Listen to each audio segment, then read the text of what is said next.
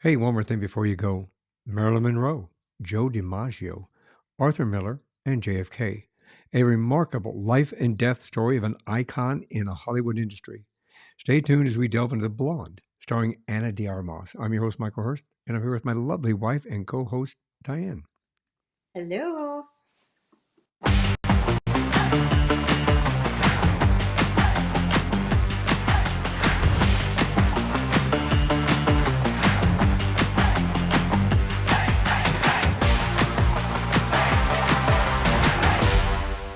Hey, everybody, this is the first of our 5 week journey through the 2023 Oscar nominated films, the cast, directors, cinematographers, actors, you name it, everything about 2023 Oscars that we can hopefully squeeze into the next 5 weeks.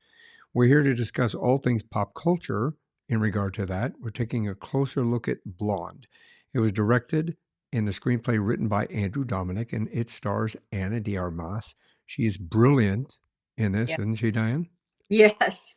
Oh my gosh. Yeah. She was I, nominated for the Best Actress in a Lead for this. Unfortunately, the film was not nominated as one of the best, but I think it should have been. it absolutely should have been, and Andrew Dominik should have been nominated for director and for screenplay. I do not. Oh, and then director of photography, which I don't know if you got his name. I saw it in the credits and I didn't write it down. I didn't write it down either, but yeah, brilliant. We're going to talk about that though. This biographical drama was written by author Joyce Carol Oates. You're all familiar with her. She's a brilliant author. She published this book, Blonde, as a novel back in 2000. I think it was 2000. Oates makes it very clear that while the subject was real, her book is a work of fiction. Um, it's pretty crazy because it actually follows a very tight timeline of everything that happened in Marilyn Monroe. At least, yeah, the things that we've always heard about. Yeah, things You that we've know, heard about, and she who knows validated it. they are, but you know, how true everything is, we can't say, but it followed most of what we have heard. Yeah, and I think she talked to people associated with Marilyn Monroe when she wrote this book, including the biographer. I mean, not the biographer, the How housekeeper. hmm, So a lot of it, she was able to delve from conversations with that. So although it's a book of fiction, I think she did that because she didn't want to make it a biography. But man, it's good. This film was released September 16th, 2022 in theaters. The story generated a lot of controversy as somewhat biographical, fictionalized, but really close to home film about the life of Marilyn Monroe through the eyes of Marilyn. We're happy you're joining us here as we share our thoughts and our opinions on this captivating film. We're going to delve into the performances, the cinematography, the impact on the industry. So grab your movie snacks. Let's dive into Blonde. Welcome to One More Thing before you go over the Teacup Sunday. Diane, you want to hear a little bit about where Blonde came about? sure. I mean, obviously, we enjoyed the hell out of the movie, I think. But it would behoove everybody to know a little bit more about it. It premiered at the 79th Venice International Film Festival, September 8th, 2022, and began a limited theatrical release in the United States on September 16th, 2022, before its streaming release on September 28th by Netflix, which we wanted to see this. I think we all wanted to see this. Um, we waited for it to come to Netflix because, well, we love movies, but Yes. with everything going on and COVID and that reigniting itself, we decided to kind of wait till we were able to watch it from home. And it just took us a long time because life gets in the way. Well, it's also a very long movie. It is. It's longer than most movies, and we still had to split it up between 2 days. We did. So I I mean, it's worth it if you got the time I think it was 3.5 hours. Yeah, Um, it's so long. Yeah. So if it's worth it, if you take the time, take an afternoon, highly recommend it. But there are some things that you really need to know about. So I Yeah. wouldn't recommend watching it. It's rated NC-17. Mhm. So for those of you out there listening and watching, I would not recommend it for anybody under the age of 17 without, Um, um, well, I wouldn't even say with parental. it would be very awkward It'd for be very, very awkward. you watch with their parents or something. It, I think NC-17 was pretty generous for. I mean, it's Yeah, border. It can be borderline. it is I'm borderline. lucky to get NC-17, but Well, and you know, part of the controversy on it, because although there's been numerous movies, series, and books that have focused on Marilyn Monroe's life, I mean, you and I are Marilyn Monroe fans, yeah, and we have been. Our daughters are Marilyn Monroe fans. I'm talking about even the old movies that we got them involved in the classics yeah, like that. And of course, when we met Tony Curtis, yeah. when we had him at our conference in Las Vegas, Tony and I had a conversation about him acting with Marilyn Monroe. To me, especially hearing that from one of my absolute favorite individuals in the Hollywood industry, in growing up watching Tony Curtis, Mhm. it was fantastic talking to him about Marilyn Monroe. It was just amazing because And, I got to talk to somebody that literally made out with Marilyn Monroe. and that was from Some Like It. Some like it hot. Yeah, Yes, yeah, some like it hot. yeah. The Pretty movies, crazy. I'm sorry. were they in any other movies together besides Some Like It Hot? Nope, it's only one. Okay. At least the only one that Tony Curtis was in with her. It's a good Um, one. this film in particular is accused of depicting Monroe's life through a narrow, misogynist lens, primarily focusing on the trauma that Monroe endured throughout her life. Um, you know, it's. I've read many things about Marilyn Monroe, and you know what led up to her untimely death. Obviously, there's a lot of conspiracy theories out there with regard to whether or not it was suicide or whether or not it was murder Hmm. and covered up by John F. Kennedy and Robert Kennedy, because they both had relationship with Marilyn Monroe. This movie kind of implies one aspect of it, but then Yeah, leaves it open for the other ones. yeah. There were some. Yeah, it was implied. Some things were implied about her relationship with JFK that I had never heard. So I don't know if it was just creative license on the part of the screenwriter director. Um, it it does make it very interesting. I mean, it gives you some stuff to think about. Like, wow, did that really happen? Because if it did, there's a lot of motive there for the conspiracy theory of her being murdered.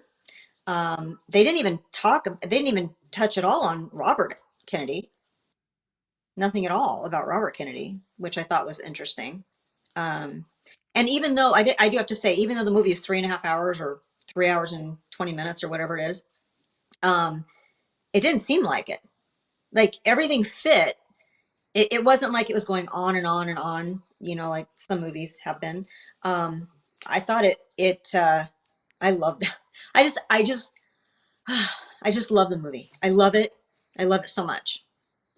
But I think people need to be women, especially, need to be warned. There could be some triggering things in there.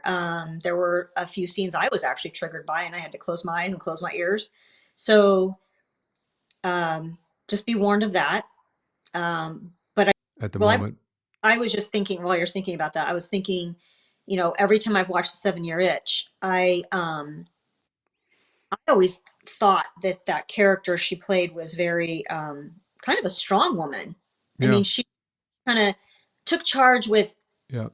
how how it should feel around them. Like Yes. the environment around them, she affected that, and she made sure that it was a positive. Everything was Yeah. positive, no matter if it was a bad or she made a good. She made it good, Yeah. and It was. it's amazing. Well, I think this movie depicts it too. That I I never realized that she kind of referred to Marilyn Monroe as another person. I had heard that she because she created Marilyn Monroe and they created Marilyn Monroe. Always referred to herself in the third person because that was a character of hers that she created so Right, that she could escape the reality of her own childhood and her own life.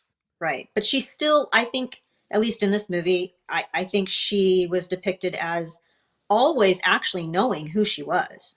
That she was Norma Jean, and she actually preferred to be Norma Jean and wanted Yeah. to live more of a normal life. I mean, she loved her fans, and I that's what I found so odd by this, is that as a child being so not taken care of, Yeah. and Yeah. neglected, right? And kind of alone, that then being adored by millions of fans and being like the biggest star in the world, you would think that's what she wanted. And I think to a point she enjoyed it, but she enjoyed it as that character, not as Norma Jean. Norma Jean really didn't like it all that much. Well, it's a Probably mate. what they did to Marilyn and the things that happened to Marilyn, because of being Marilyn, um, she just she had to separate the two. The movie that I'm thinking of is How to Marry a Millionaire, Yeah, good and one. that I watched it just a couple of weeks ago, and it just brilliant. I mean, you do not see behind her mask of Marilyn Monroe, you do not see the troubles that her life had been through, or she separated herself Yeah, she really from did. that. She really, it's like a split personality almost. Yeah, And which it was. I mean, it could very well have been. yeah, In reality, is I know that people who have gone through abuse like that, that basically have created another yeah, persona, that's where they hide behind the yeah. persona so that it doesn't affect them. They're not affected. They're not bothered. They're not, you can't touch me because I'm this person They kind have of to a protect thing. somehow. Yeah. Yeah. So, I think that overall, I think the whole cast is fantastic. They've got the guy that plays Joe DiMaggio, the guy that plays uh, Arthur Miller. Arthur Miller Yeah. is a well known actor. Adrian Brody. Thank you very much. I'm having one of those mornings. Yeah. I mean, the Um, people that they cast for these really, really fit. Great. Yeah. I mean, really, really, and they did really good. They did a great job, actually. Job. Adrian Brody did a great job as Arthur Miller. Mhm. Um, Kavik, Bobby. Bobby, we'll just say Bobby, did a Well, great job as Joe Bobby, DiMaggio. don't know how to say your last name. Sorry. You're great. Really great. You played DiMaggio where I really wanted to slug him, so you did great. Yeah, I will say that if Joe DiMaggio is your hero or Arthur Miller is your hero, um, take that into mind that obviously this is a depiction of them, and could or could not have happened according to the author. But be This careful. in this movie, though, the depiction of Arthur Miller isn't as bad as I've seen in some of the other movies about her. He he's not a bad guy in this movie. Not This really. Yeah, I don't think he's no. a bad guy. I think that he just couldn't. I think it was an overwhelming. I mean, Yes. we all know that she got divorced from those individuals. So each one of them had their own issue, and it is. So we're not giving anything away in regard to that. This depicts some of the reasoning behind the breakups Hmm. and why people split up Yeah. with her, and some of them understandable. But excuse me. Um, Overall, I think the cinematography was fantastic. The directing was brilliant. I Um, will understand why they were not nominated.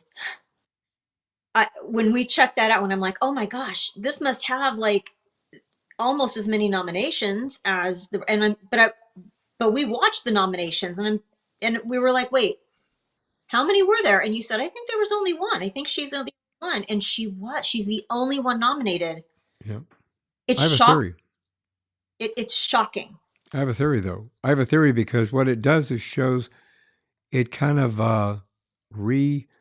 re-examines Hollywood. Hollywood's practices in regard to casting and carrying forth a career, especially from the female perspective.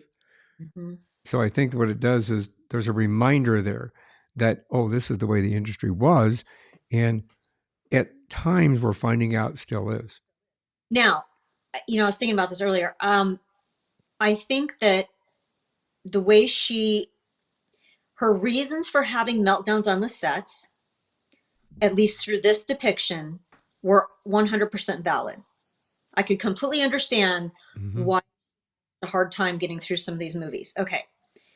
That being said, they today I think things have gotten so much better that I think if it was today and an actress was having that type of a meltdown, because she, wow, in today's Hollywood, I really truly want to believe that the actress would be 100% fully supported Yeah, by cast and crew and taken care of I and agree. given needs.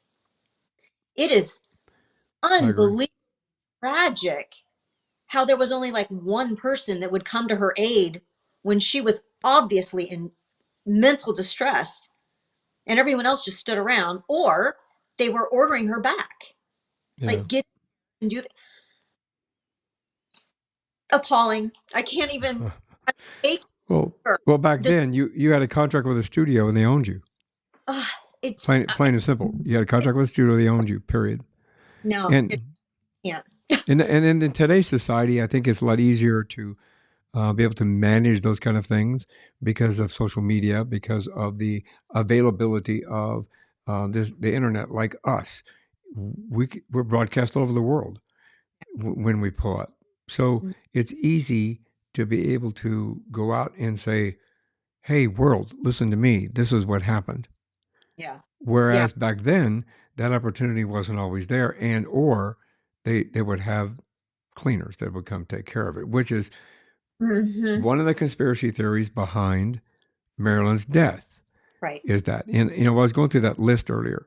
I did see some things in it that I'm going to look for that I really want to watch, and one of them was about Marilyn's autopsy, and Hmm. one of them about another depiction of what they felt was some of the conspiracy theories that took a deeper look into them.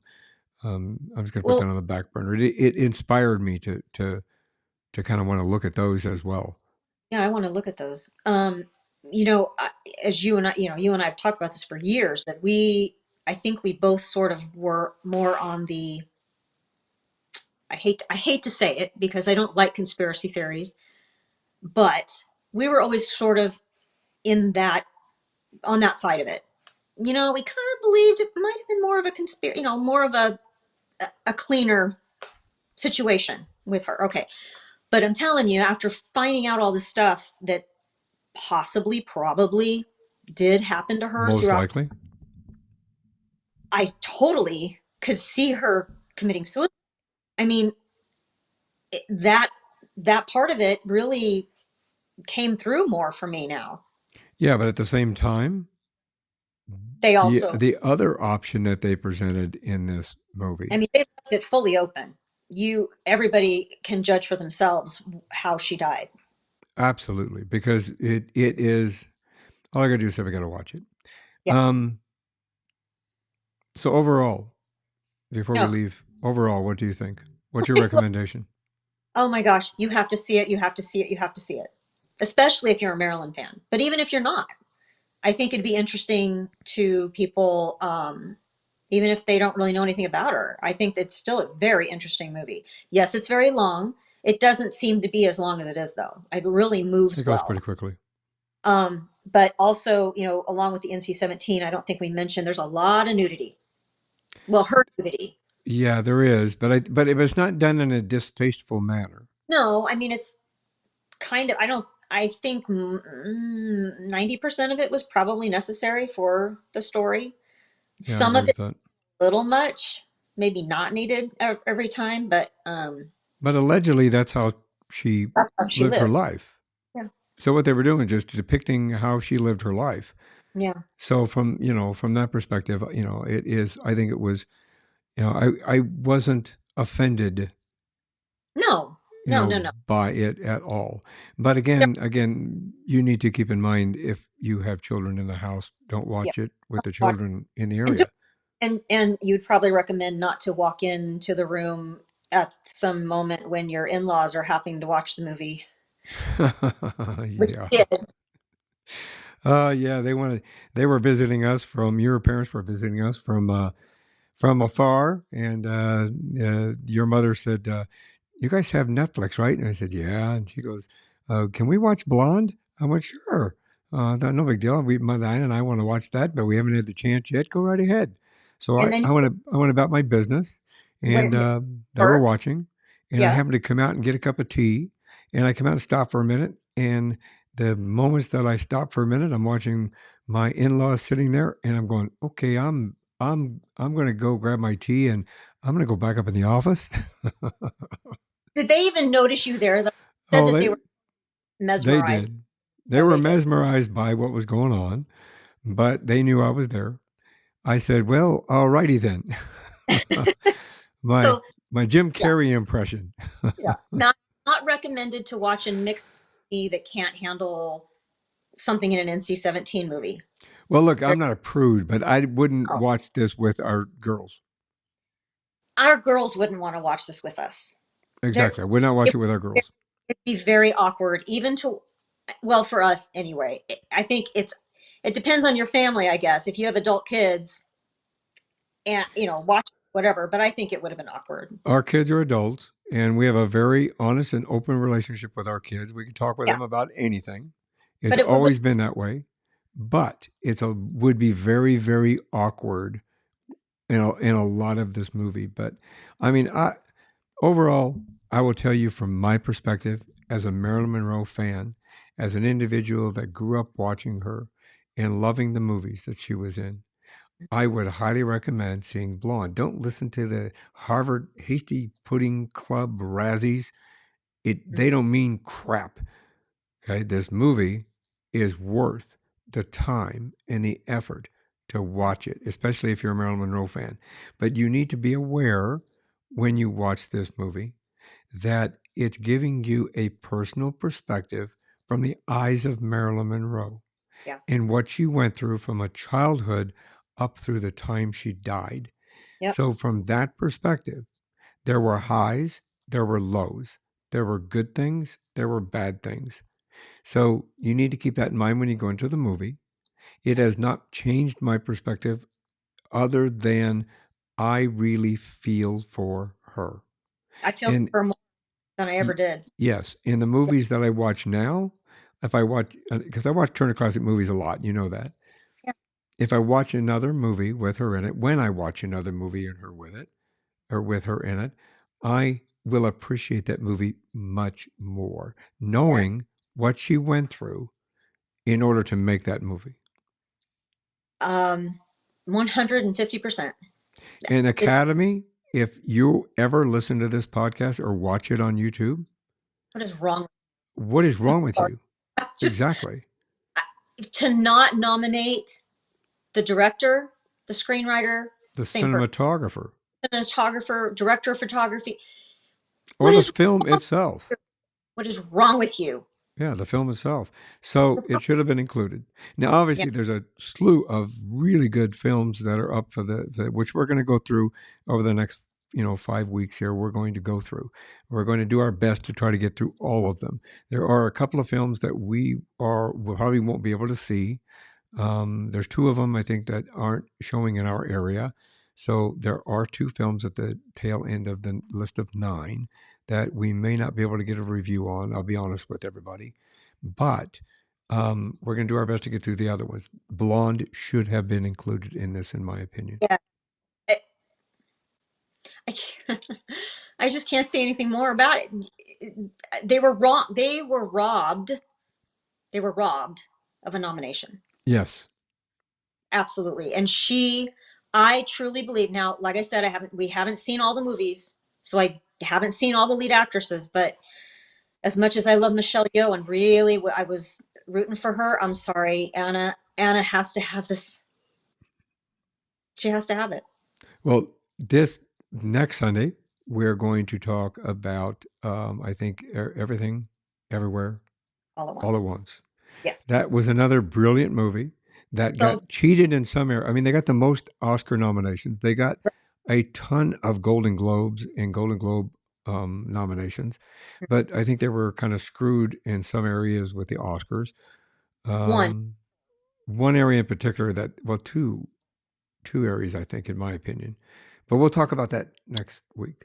yeah, Um, so again, I mean, it's something that may not be important, but I feel is important. And we'll talk about that next week. So thank you very much for everybody being here with us and spending the Sunday with us.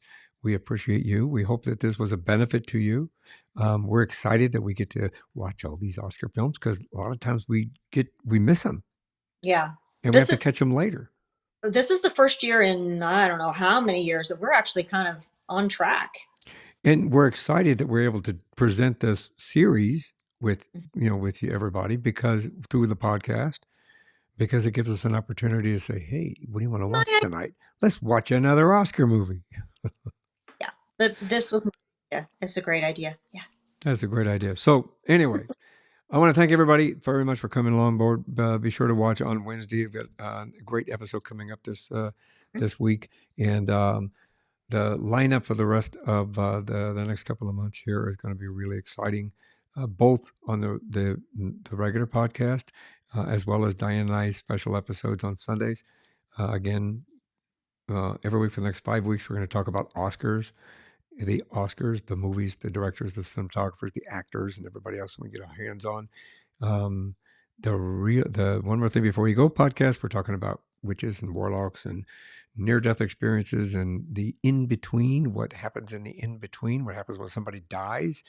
We're going to talk about near-death experiences and a whole slew of stuff. And it's always one more thing before you go. So before you go, please make sure you subscribe, you follow, you check out our website at beforeyougopodcast.com. Please go check our channel at YouTube, and it's YouTube /@ before they just changed it. Yeah. YouTube /@ before you go podcast.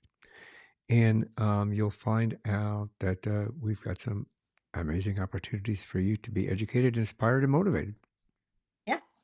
And check out our shop too with all our merchandise. Oh, yeah. Before you go podcast.shop. Before you go podcast.shop, we got all kinds of t-shirts and hoodies, and it supports us and helps us to continue to bring you quality content, engage with you, and to help us to grow and bring you more of what you love to hear and see and learn and be inspired by and motivated and stories. And I can just go on and on and on and on. But you won't, because we But got I to say won't. goodbye. Got to say goodbye. Yes. So thank you very much, everybody. We'll talk to you Thanks. soon. Go watch Blonde. Go watch Blonde. Bye-bye. Bye. Thanks for listening to this episode of One More Thing Before You Go. Check out our website at beforeyougopodcast.com. You can find us as well as subscribe to the program and rate us on your favorite podcast listening platform.